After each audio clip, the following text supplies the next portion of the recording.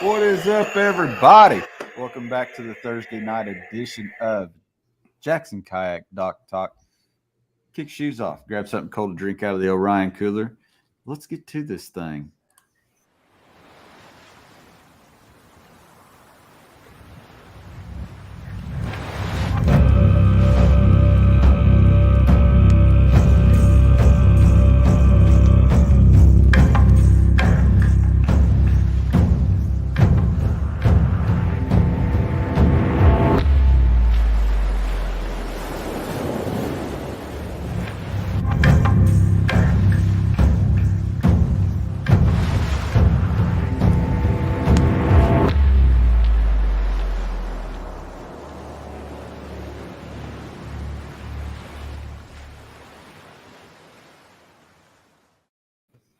What is up, guys? My name is Chad Brock, and we are assembling our Avengers tonight for Dock Talk.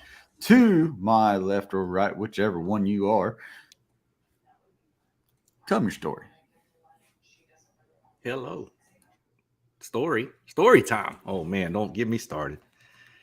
I'm talking about all kind of stuff. Yeah, give them the little intro. Give them the intro. Tell them who you are, where you be. All right. Yes, sir. Hey, what's up, everybody? I'm Dustin Nichols. I'm on the Jackson Kayak Factory fishing team, and I'm also the team lead for the South and Southeast regions. I also host a podcast, a little live deal called Chasing the Tide on the Paddle and Fin podcast network. I love to chase redfish and big speckled trout, but bass still hold a place dear to my heart, and I still like to chase them too. So multi-species angler, just like to be on the water. Yep, that's me. Scott, introduce yourself. Tell them a little bit about yourself. Sure. Yeah, I'm Scott Brands from Loveland, Colorado. Largemouth, smallmouth, whatever, bass tournament angler down here. Mostly fish local tournament stuff. Maybe if some national trails come to Colorado or my neck of the woods, I'd enter some of those too. But yeah, CKFC, Colorado Kayak Fishing Club, and Colorado Kayak Bass Masters. It's the local stuff that I like to fish down here. On the Jackson team as well, also Eagle Claw regional team member down here as well. So that's about it. And there you have it. This is our guest, Miss Jean Wilson. Hello, all. Hello. So, the way Dock Talk works, this is a show talking about fishing, all things fishing. We encourage audience participation at Dock Talk. Audience participation, you guys can ask these guys that are here questions. We've actually got one more guest going to drop in here shortly. But yeah, it's all interaction. That's what we're here for. We're here to talk fishing for the next hour. Obviously, Dock Talk is powered by none other than Jackson Kayak. Pick up your flex drive. Upgrade your flex drive. JacksonKayak.com today. So what's everybody got going on, man? I haven't. Dustin, you're a repeat offender on Dock Talk, and Scott, this is your first trip to Dock Talk. Mm-hmm. So let's start with Scott. Let's. What have you been up to? How's your tournament season been going? Let's hear a little bit about some of those events you've been fishing. Yeah, had a really good season. Opened up the year with the KBF Trail event. That was late April. They came down to Colorado, had their event on Chatfield Reservoir, South Denver. Only fished one of the trail series there. Had a second place finish, and that was a pretty good start to the season. Kind of carried that momentum through the local tourneys that we had. Colorado Kayak Fishing Club, we we kind of have two trail series in that club, a bass series and a multi-species. Only did a few of the bass tournaments this year. They have 5 tournaments. Your top 3 place for Angler of the Year points, and I fished two events and did pretty well on them. First one was Pueblo. I pulled out the victory there. Next tournament was where was that? Horsetooth Reservoir, which is about a half an hour of my home here in Loveland, and ended up 3rd place there. Going into the last tournament was on my home lake, Boyd Lake, and that was the 3rd tournament for me. Last tournament of the year, like I said, they had 5. I only fished 3. Top 3 is what counted for AOY. So I knew that I had to finish pretty well there. if I wanted a shot at AOI. It was kind of up for grabs amongst me and 4 other guys. So that was a tough tournament for me too. I went in probably as nervous as I've ever been for a tournament, and it kind of showed. I would say my success on the water this year was due to basically going out there with positive mental attitude and fishing loose, fishing comfortable. And when I was nervous all week going into that tournament, and the nerves stuck with me on tournament day, and I fished like crap that day. I was losing fish by the boat. I was missing hook sets, and I had a bad day. But it might not sound like a bad day because I finished with 79 inches, but I should have had 84, 85. That was enough for 5th place. I needed 6th place to have a shot at AOI, and 5th place was enough to have me take the victory by a single point. So I was really, really cutting it close there. The other series, the Bassmaster series, I haven't fished too many of their events, so I'm not in the running for AOY there, but we have our championship there down in Pueblo, Colorado this Saturday. So that's going to be the final tournament for me on the season. So we'll see how that turns out. There's a lot of hammers in that club. Small club, 2nd year that we've been in existence. So only 25 members or so. I think we currently have 18 signed up for that, but they're all hammers. So those are really tough tournaments to win, but we'll see what happens. Very nice, man. Very nice. Well, Mr. Dustin, you got some stuff coming up this weekend, some different things that are not necessarily quite fishing. Let's hear about that. And you're on the Bassin show tonight. What you doing on the Bassin show tonight? I got somebody asking about inshore though, so we're gonna get to that in a minute. What you got going on this weekend, man? We got a Jackson Kayak meet and greet on Lake of the Woodlands in conjunction with the Woodlands Township. One of our team members here, Mike Fiorenza, solid guy, my actual redfish tournament partner, put that all together. And we got a lot of us heading over there. Me, myself, Dwayne Taft, Jamie Broad, Lance McWhorter, Richard Penny, who is our territory sales manager, and his son Jake will be there also along with Mike. And we'll have all of our boats rigged up like they're tournament ready on display. We'll have some Orion coolers out there. We'll have a little swag to give away, drinks, little snacks, and just be talking kayak fishing all day. Safety on the water, different techniques and rigging opportunities, and where this all is heading. It'd be pretty cool. It's going to be a great show, and it's going to be neat for people to come and see the boats rigged out differently, because your boat's going to be rigged out so much different than Lance's, but it'll have similarities in some of the different things. It really gives people a cool idea of how to set their boats up, and it kind of sparks that imagination that that is kayak fishing.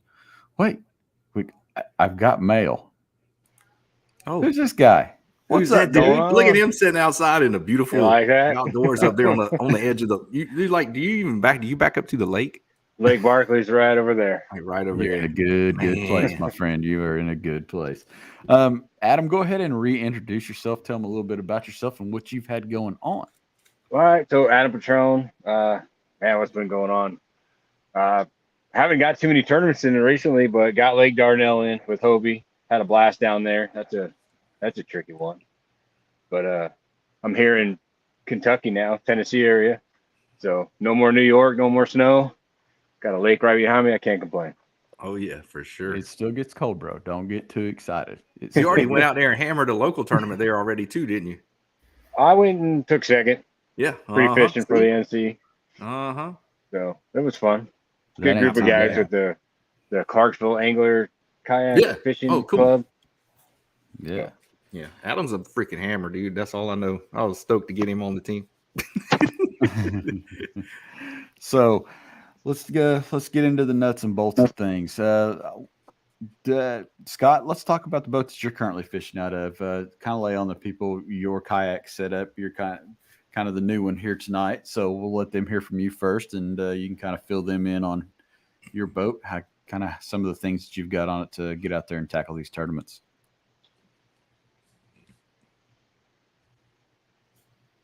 Rick for a few years now. I just got my NAR in probably a couple months ago, and I'm still playing with the NAR too. I've gotten it out probably 5-6 times, and what I love about that thing is that tri-track running up and down the length of the entire kayak. It makes customization so nice.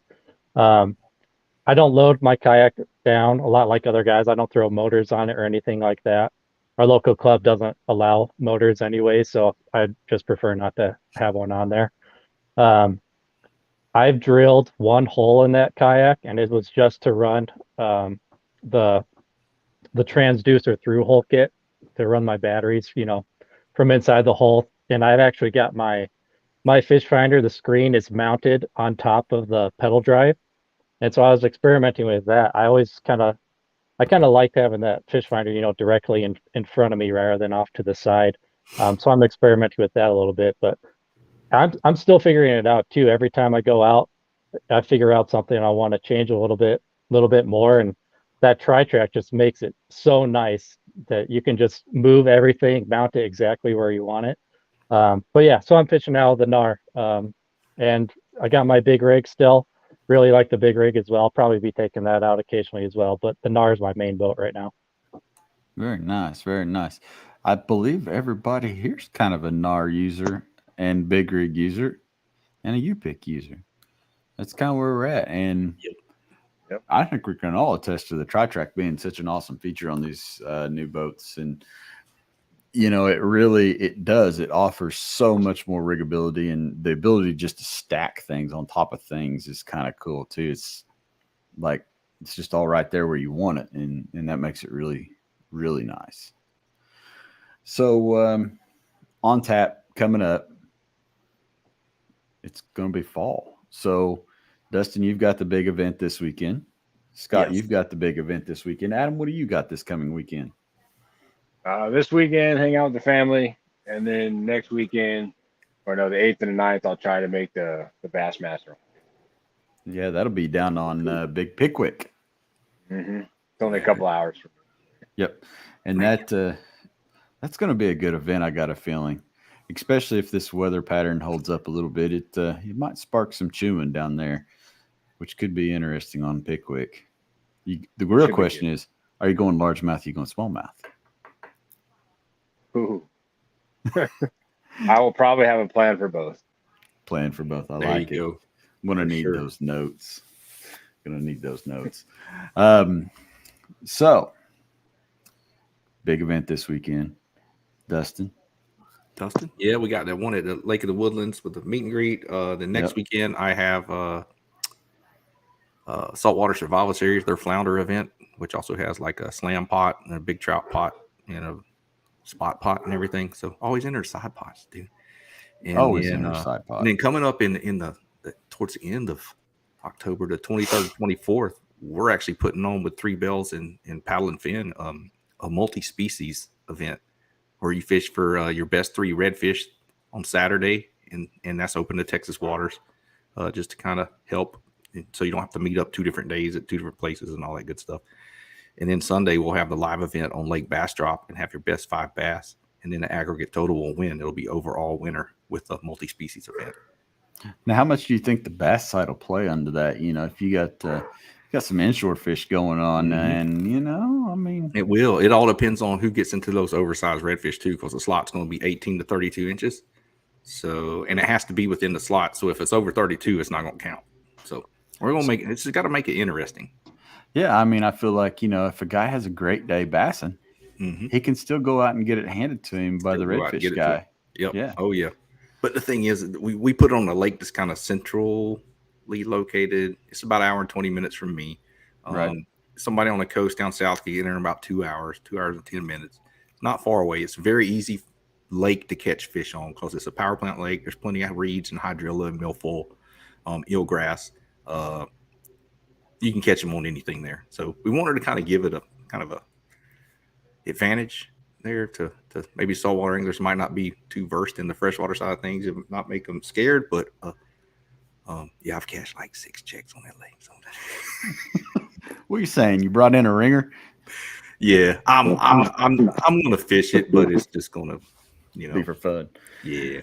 So talking about grass, let's a lot of these lakes that we go to all around the nation have a lot of different types of grass. There's several different types of grass actually that form structure on these bodies of water, whether it's offshore, inshore, or close to the shoreline. You know, Pickwick, where Adam's headed, Chickamauga is grassy as all get on the Tennessee River. What are some of the tips and tricks that you guys got at home for these guys that look at grass flats and the different things or grassy points, and they might get intimidated? You know, it's something that they look at, I ain't throwing in there. I'm going to have to drag all around that stuff. I'm going to have it all over my lures and da-da-da-da-da. I mean, we've all heard that guy. What are some tips and tricks you guys can give people out there fishing deep water vegetation or just shallow water vegetation? Go ahead, Adam. You got something for him? Oh yeah, I was terrible at fishing grass deep at first because it just was overwhelming, and then you start figuring out those small subtleties that you find where grass might be a little taller, a little shorter, in certain depths of water.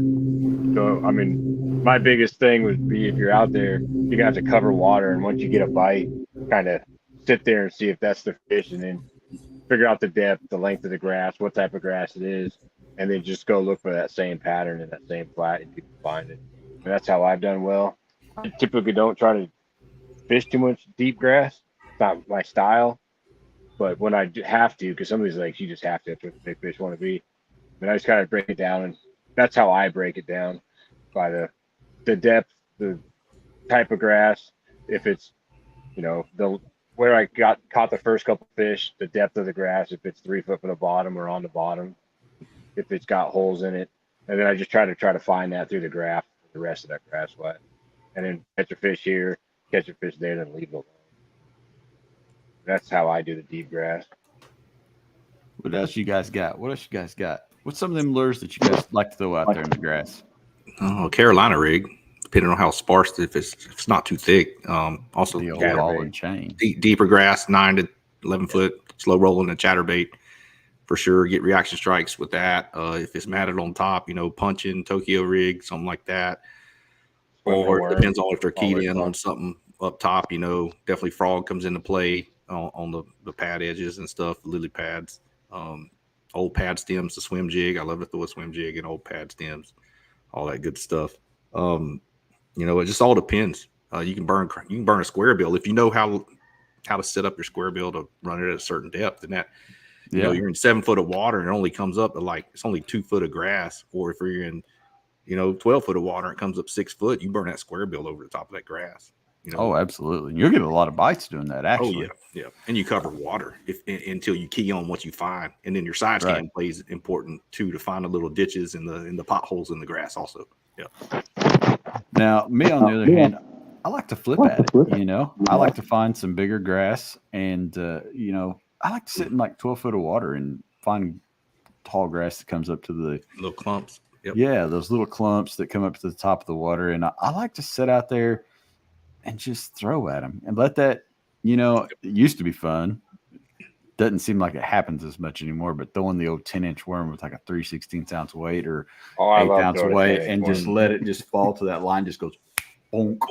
Yep. And then that was always a blast. That's probably one of my favorite ways to fish, I have to say. Yep. And don't get it happen near enough. And if it gets tough, you break out a Mojo rig. That's a fluke with a little cylindrical split shot, probably 18 inches in front of it. It's just a little lightweight Carolina rig, a finesse Carolina rig is what it is. Now, Mojo rig. Wonders right there. Yep. I shouldn't have said nothing about that one. Huh? Yeah, just give up your juice. As we move towards fall, obviously grass is going to be a player. These fish are going to start cruising back. What are some of the things that you guys are going to start looking for that might be a good insight for the novice fishermen out there to key in on as fish start to move back into the fall feed and then off into the winter habitat? Go ahead. Chasing the bait. Chasing the bait. Yep. Mm-hmm. Chasing the bait. What I did on Darnell. If there was no bait, I was gone. Yep. Got to find that. Yeah. I'm wondering if you guys see this where you're from. Here in Colorado, our grass is starting to die already right now. I find a lot of bait fish, smaller fish, bluegill, perch, whatever. A lot of times they'll hunker down that grass, but as it starts to die off, they become exposed, and you'll see a lot of largemouth up shallow, chatterbaits up up shell and that dying grass can hammer them this time of year.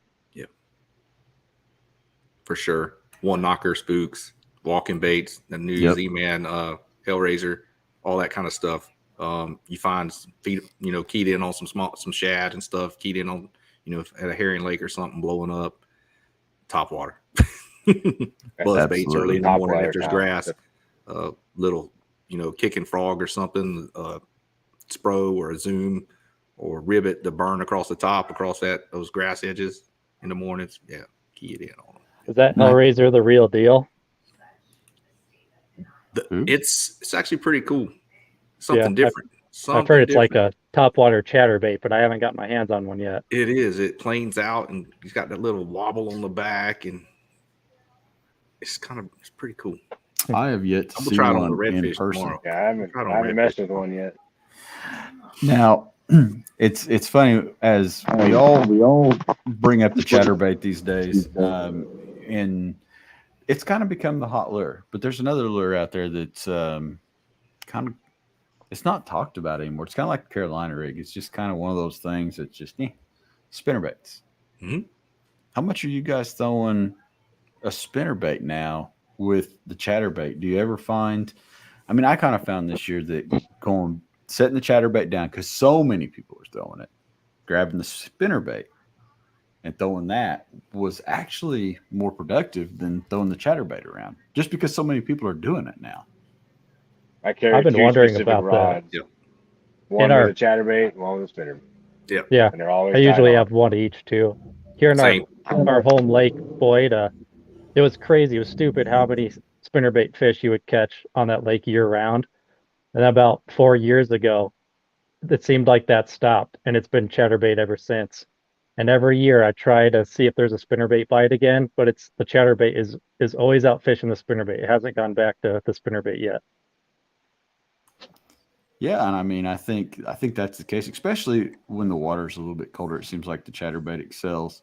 But spinnerbait still has my heart. So I picked it up earlier this spring and started throwing it around again quite a bit. And man, I'll tell you what, it definitely got a few bites that the chatterbait wouldn't have gotten, just because, like I said, so many people were throwing it. Of course, it's unique too, because you can just change if you want some more thump, change the blade. I mean, you can tailor it to the lake you're fishing at. Yes, exactly. And kind of match it where they still kind of have that thump of the chatterbait. Then some of those smaller ones too, like Accent River Special and stuff, will come through the grass a little better if there is some sparse strands of hydrilla or something to get through. Well, and you can throw up in a little bit of heavier cover too. You can be a little bit more risky with a spinnerbait than you can a chatterbait sometimes, I would say. Not that I've not lost a few $15 chatterbaits here and there. Don't tell my wife. They wanted the spinnerbait on Dardanelle this last. Yeah. It was like a lot of people had keyed in on that bite. Yeah. Now, congratulations, number one. How did you finish in the points for the BOS, Adam? Did you make the cut? No, I actually was only able to fish this one event. Just the one? So, yeah, with the move from north to here, I missed the 3 that I thought I'd make it. So I just jumped on this one to try to hope for the best, try to get a top 3. Right. And shout out to Matt Ball, who is not with us tonight, but was with us in the last Dock Talk. Matt made the cut. Matt is fishing the TOC. Josh Stewart, too. Yep. Josh Stewart, yep. And anybody else off the top of your head? I can't remember. I looked at it. That's the only 2 I saw was so JK, was Matt and Josh. Yep. So congratulations to JK Anglers, Matt Ball, Josh Stewart for making the BOS Tournament of Champions. That's pretty cool. Shadow in November. Ought to be pretty good. Well, and I mean, you guys seen that list today. That thing was a good who's who. Oh yeah. It really was. That was a list for anybody that made the cut or was just sitting outside the cut to be proud of. Yep. Pretty stacked for sure. Basically any event, Hobie, Bassmaster, or any, like the KBF Trail on Caddo, even though there's 100 people, it's like a who's who of, kayak fishing pretty much show up to these things, So even a top 12, top 13, top 15, you're like, dang, one fish away from cashing a check. And couple good ones away from winning that was by the kayak, it kind of makes you wonder sometimes. It gets in your head a little bit. Oh yeah, that's always like Scott was saying about PMA, positive mental attitude, and the mental aspect of things is it's always a big plus on these tournament days. You can get in your own head so bad. So what are talking about the mental side, and that is something we like to talk about on Dock Talk and just tournament fishing in general, because there's things that are just big in every tournament, whether it's time management, mental preparations. What are some of the things that you guys do to stay mentally focused as these tournaments are going on, but leading up to and during these events? Go ahead. I don't want to walk on. Go ahead, Scott. I don't know about these guys. For me, it's don't take it too seriously and just have fun. If I go out there and I'm just fishing, I perform better than if I'm worried about catching 5 big ones, if I'm nervous, if I'm making the right decisions or not. So it has to do with, for me, that's when I fish the best, when I'm just going out there with no real expectations, going out there having fun, treating it just like any other day of fishing. That's when I do my best. Yeah, I can relate to that right there too. Because you can overhype yourself. I've done it before back when I used to chase like skateboard and surfing contests and stuff. I'd be so amped up that I just blow it like 5 times out of 10. Just fall on like my second wall of my second trick or something. It's just always something like that. But yeah, like just I'm super competitive. That's just what it comes down to. So the main thing about me is that I'm gonna go till the end. Like the more time there's like on the redfish side of things is a little different. Sometimes you do a lot of sight casting and you're watching for fish to blow up along the shorelines or you see them moving in schools. But I'm constantly casting and scanning and looking for something because you never know that blind cast could land you 8.5 pound redfish or 23, 24 inch bass. Just from blind casting around certain like key areas, ambush points, or certain things. So keep your lure in the water, man. That's go till the last minute. Don't give up. That's a big thing. About you, Adam? So I fish the same way. I will enjoy every tournament that I'm in. That's kind of my motto going into it, is gonna have fun. My problem seemed to be in the last few tournaments where I've been placed well on day one is the time management on day 2. When do I move to my spots, and do I have enough spots to go to? On Dardanelle, I ran out of, once the water dropped that night for day 2, I straight up ran out of water and I had no place, 0 place. So I had to junk fish all day long and just cut lures off and keep switching them out. So, time management to me has been my issue recently. And I make big runs. So on Dardanelle, I'd run 3 miles to a spot to fish 1 root ball because I know there's fish on it. It's like I wasted probably 2 hours doing that both days of the tournament. It paid off. The last 15 minutes, I caught 2 fish off the same root ball to fill my limit for the day. So I had to make it. But could I found some closer? Problem. Now, we're fishermen. We're dudes. We're stubborn. Do you ever, when you're out there, we've all got favorite lures, whether it's a jig, spinnerbait, chatterbait, you name it. Do you ever find yourself in those moments when you're out on the water and you go, I have got to stop. I've got to change. Because you're just like, I want that bite. That is the bite that I want. That's the bite I have to have. I want to feel him hit that jig. I just want it. Do you ever have to stop, catch yourself, and change it up? Yeah. During pre-fishing, I have to do that a lot. Yeah. Mix it up. I will just turn around and cut everything off, all 12 rods. And then just move down the lake. Then retie when I get there to what I think they'd be biting. That's all I end up keeping a couple 2 rods in my hand the whole day, just blowing pre-fish. Pre-fishing can be a blessing and a curse depending on how you look at it. I'll go out there and I'll figure out what the fish are doing, figure out what they're biting. And like you said, sometimes the stubbornness, I'll go into tournament day and I will try exactly what was working during pre-fishing and refuse to change when it's not. So pre-fishing has hurt me pretty bad in the past. So I still like to pre-fish, get an idea of what's going on. But if it's not working, I've sort of learned to, okay, you gotta put it down. You just gotta go fishing and figure out this new bite. So Fair enough. Fair enough. Also, Now, pre-fishing, you got to know when to stop sore lipping the fish. Yeah. You can't just hammer them all day the day before the tournament. Like if you're keyed on them on that Thursday and then you but go you there gotta that next get a morning. picture. No, you go there the next morning and you catch one fish and get a couple bites, or I'll cut the hook off a chatterbait. Who cares? I'll just put a I'm regular starting one to bend a lot more hooks than I'll I take used hooks to. off my one knock off my spooks. Yeah. I will bend hooks in.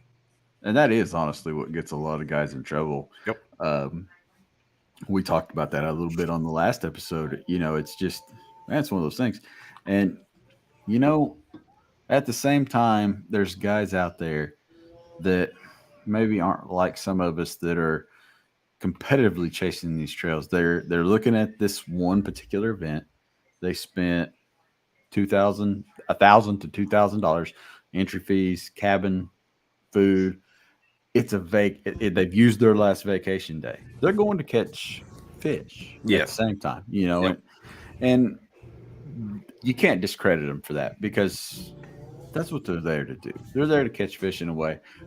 But at the same time, if you want to be competitive at the tournament, you really need to let them lay and hope they're there the next day.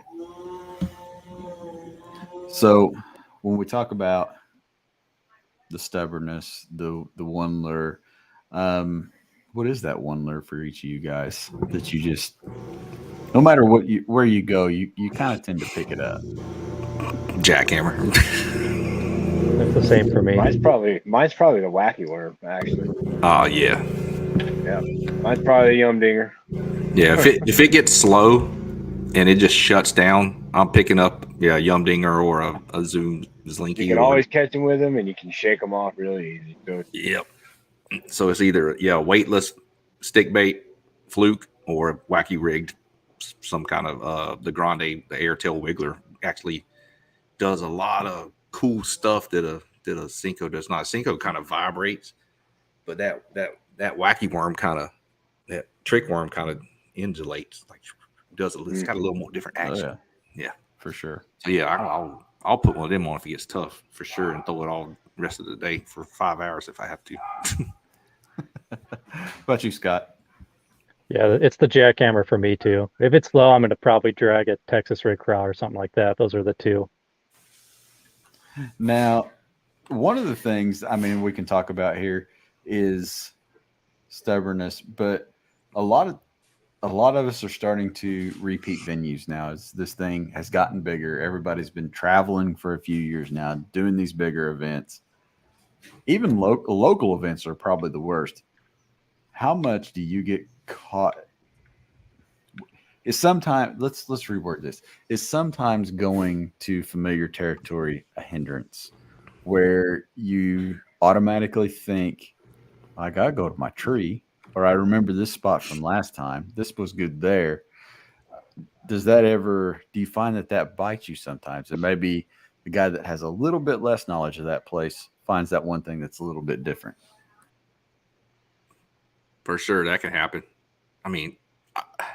You can fish history. You can, but it can bite you in the rear, just like you're saying. It can. Definitely can. I haven't been completely caught by that yet because I've been traveling around Louisiana to New York to here, so I've fished all over.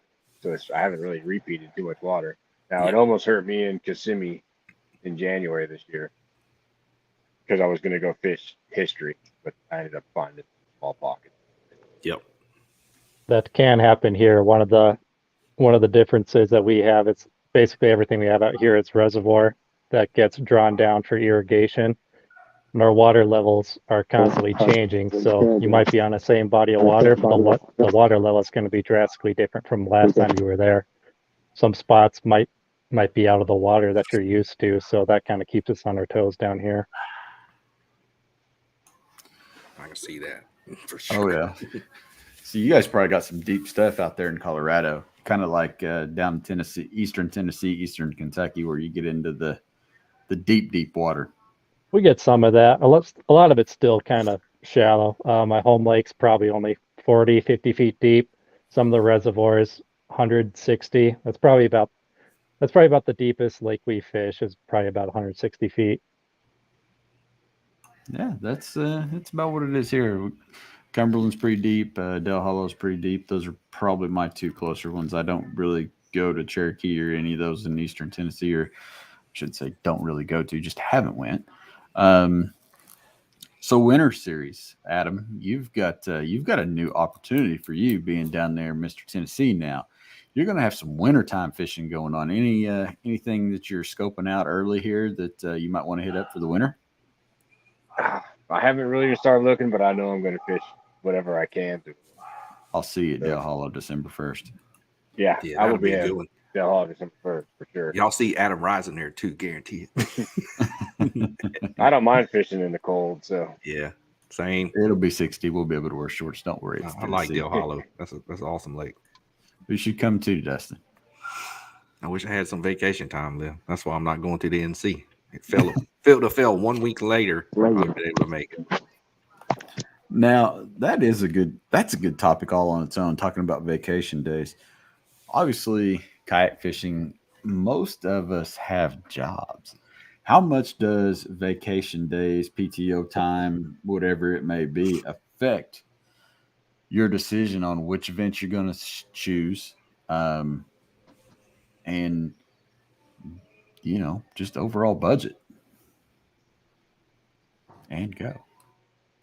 It's Go ahead. all driven by my job is completely driven around when I can get out and do stuff. So fishing for me is like usually last minute, zero pre-fish, zero vacation, roll to the boat ramp and go fishing. So, which is crazy because it's difficult for me. He's hammered quite a few of them just showing up like that in the morning, which is insane. He has. Yes, yeah. But yeah, it does come into play. Just picking and choosing, especially when you're trying to fish some national events on top of some.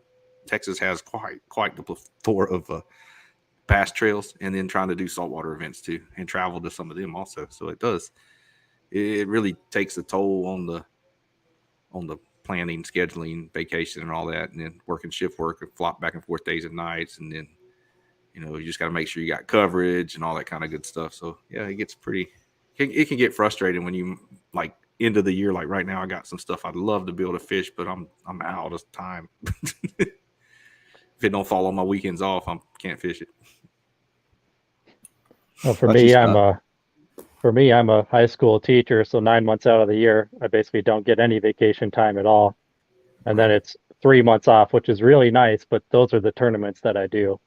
But it's kind of a bummer because, a lot of stuff is going on in October or April, stuff like that. And we're in school, so I'm not getting out for it, unfortunately. But I still, I can't complain. 3 months off, basically just fishing. So that's a good time. Oh, yeah. Yeah, I don't know if I couldn't complain about 3 months off to go fishing. I'd like to try that. I don't know about the whole 9 months without taking off, but I had to call in sick a lot. At least there's weekends. Oh, yeah. Weekends are always good. So let's talk a little bit about Panic Box. Mike Iaconelli always refers to, if you read his book, he refers to his Panic Box that he goes back to and pulls out, specific lures that he's got stashed away that he feels comfortable in any situation, dire need. He can grab these lures and hopefully catch a fish. What are 5 lures that you guys can look back on through the history of fishing for you and say, I would put this in my panic box, my emergency box, nothing else is working? Number one for me, shaky head. That's one of my best panic. Shaky head. So whatever.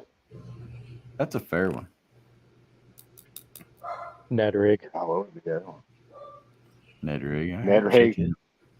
Ned rig, if you're up north, for sure. That's 100% going to be tied. I'll go with a shaky head because I can do a lot of stuff with that. I can fish around brush piles, You put can it in do a grass lot. potholes, fish it around the reeds, take a shaky head and put a little speed crawl on it if you want to downsize. Yeah, you Yep. can do a lot of stuff with a shaky head. Yes, you can. And an Ed rig's honestly very similar in style. Yeah. Probably have a jerk bait. I'd probably Yeah. have a jerk You know, bait. all the time of year. Yeah. Yeah, jerk baits and tube jigs are tube kind of jig, Colorado yes. staples.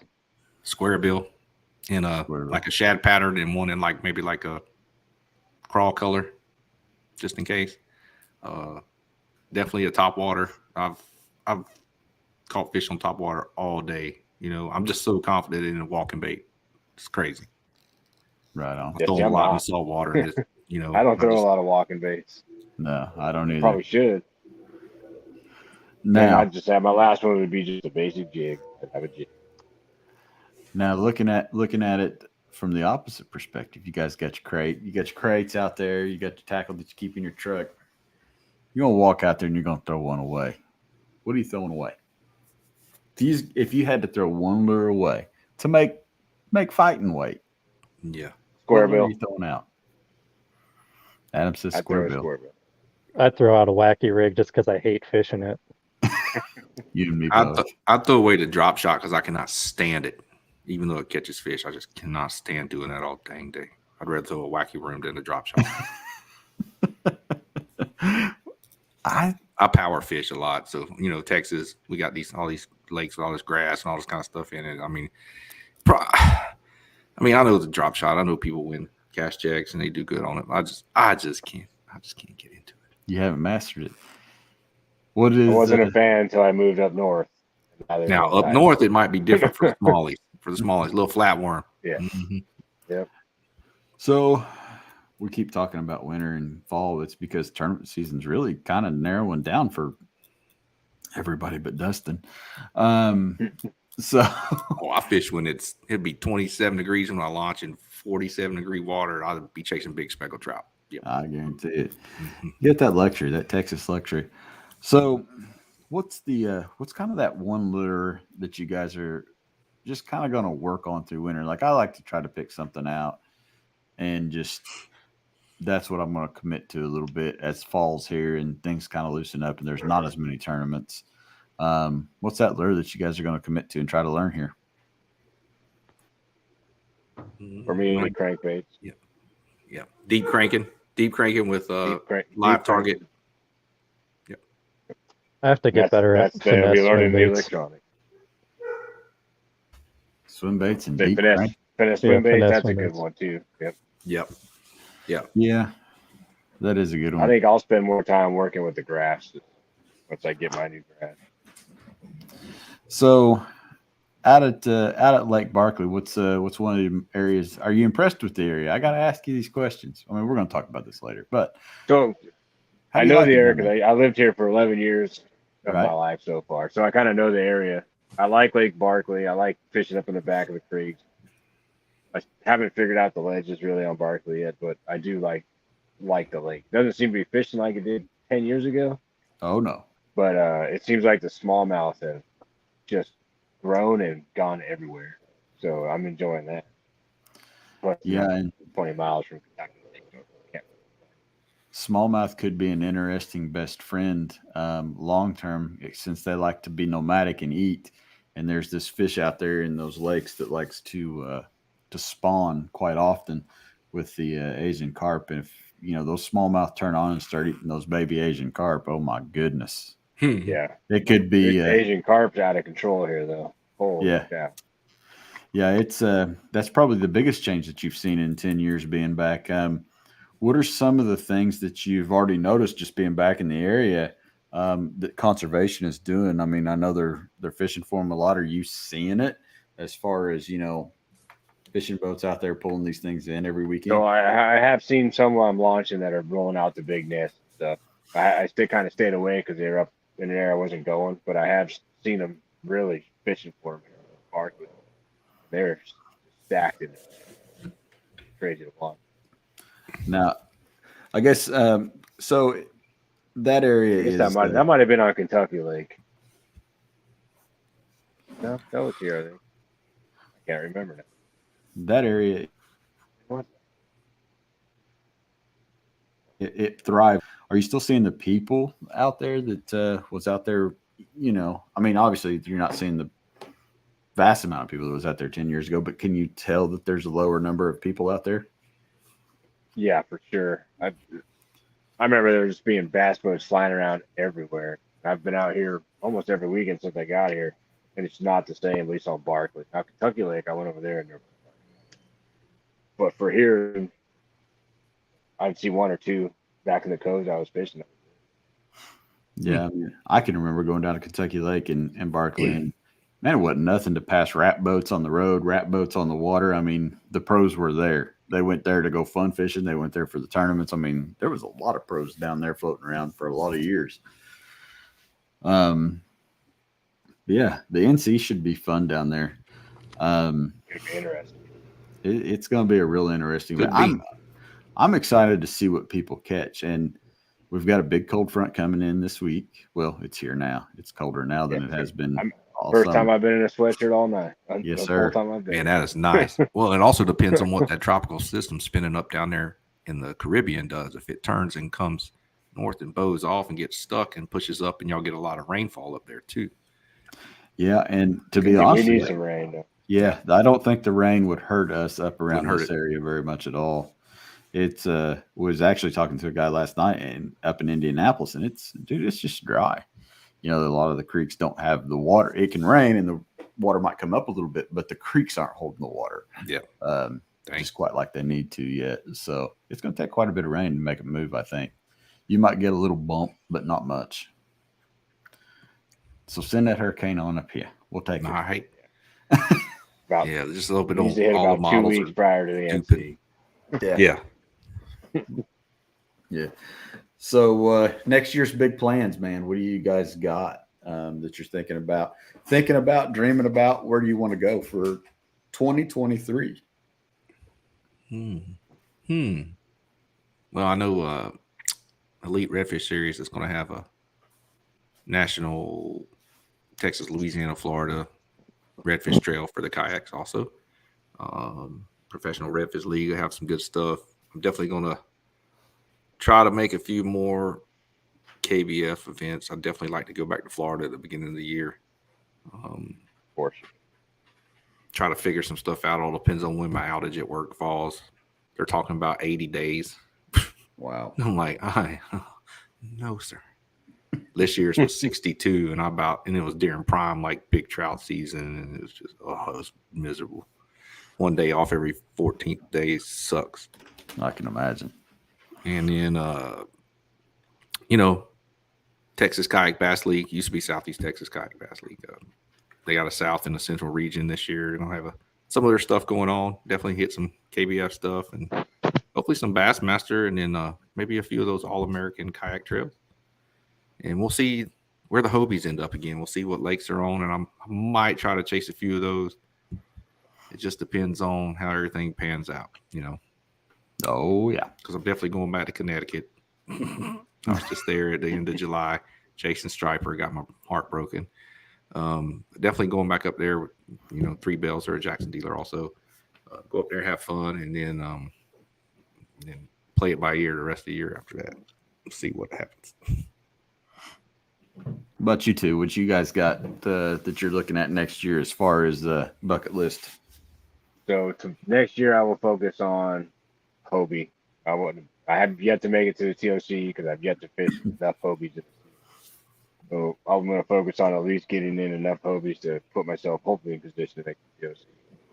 KBF, I'll continue to fish KBF. Goal's always the 10 house. I think I'm sitting 15th right now. So if I can make it to the NC, there's a possibility of making the 10 house this year. So that's always a goal. Florida, I'll be in Florida at the end of January. Yeah. Fun time. Well, you were one last year. You were like 1 spot or 2 spots out of the 10 house, pretty much. 2 spots out of the 10 house, and then I was like second or third at the Invitational. Almost made it in that way. Almost made it in. Yep.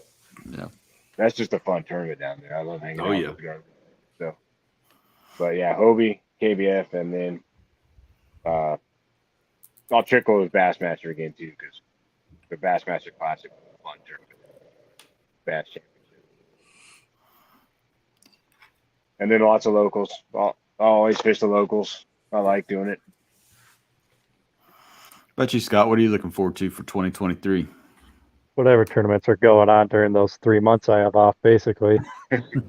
So yeah, there's a, All-American, they released their schedule, and I saw 3 of them will be when I have that summer break: Lake Minocqua in Wisconsin, Mississippi River down in Iowa, and cool. St. Clair in Michigan. So it's possible I could hit Oh, yeah. 2, maybe all 3 of them. We'll see. Then some local stuff too. But yeah, then I heard they changed the poles, so the poles are the lower poles now for this yeah, one. 13 and 14 is what I heard. Or did they change it from that? It was 10. It was the normal lacrosse poles. Oh yeah, 8, yeah. 8, 9, 10. Yeah. Mm-hmm. Yeah, these ones are 13, 14 down in Iowa. So Oh, that's a little I'll closer. check that one. That's a little one bit will happen closer. now. yeah, they're doing the Friday Saturday tournament too, and I'm kind of looking forward to that. Actually, I think that'd be nice to get out there on a Friday. So Oh, they're going to be Friday, Saturday tournaments then. Okay. Yep. I might have to look more at their schedule. I know they're coming here in February, I believe, again. Lake of the Pines, right? The Pines. Yeah. Oh, yeah. That lake. Excited about that. I like that lake. Well, fellers, I know we've made it past the 45 minutes. We're headed into the last hour. So, or not the last hour, the last 10 minutes of this thing. So it's always important for us at Jackson Kayak to give you guys a chance to thank the people you need to thank. Tell them where to find out more about you on the social medias. Yeah. So thank them. Tell them where to find you. We'll start with Scott. sure. Instagram is Scott Brands. Facebook is Scott Brands. Also have a YouTube channel, Big Fish Bucket List. Kind of small, 450 subscribers or so. But you can check that out. And currently posting videos once a week. So yeah. What you got, Adam? So Adam Petrone Fishing on Instagram, Adam Petrone on Facebook. Haven't started anything YouTube. I'll do that when I'm retired here in a couple weeks. But got to thank Jackson Kayak, Dakota Lithium, Rogue Fishing, One Objective, Protos Custom Rods, and Motor Guide. You can't do it without sponsors as much as we want to. So got to shout out to all of them. I'm actually powering every setup with the Dakota box right here, right now, sitting outside the camper. There you go. So, Shoot, yeah. But you, Dustin. Dustin. Oh, all right.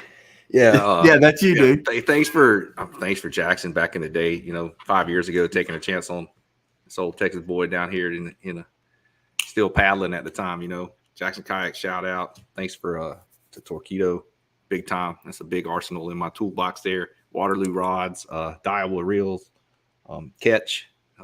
Stoked to be part of the Catch family there. Yak Gadget, they make some really cool stuff too.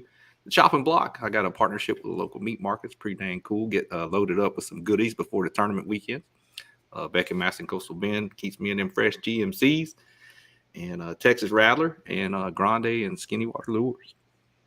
Appreciate all that support from everybody out there. That's been a good deal. You can catch me on social media right there, Dustin Nichols VTX. That's on Instagram. Dustin Nichols on Facebook. You also have a page for the podcast, Chasing the Tide. That's just CHASIN, The Tide. And then I also have a YouTube channel. I don't post a whole lot on there, but, every now and then I'll put something up, Tidewaters Fishing. When's your next podcast? My next podcast will go up a week from this Sunday.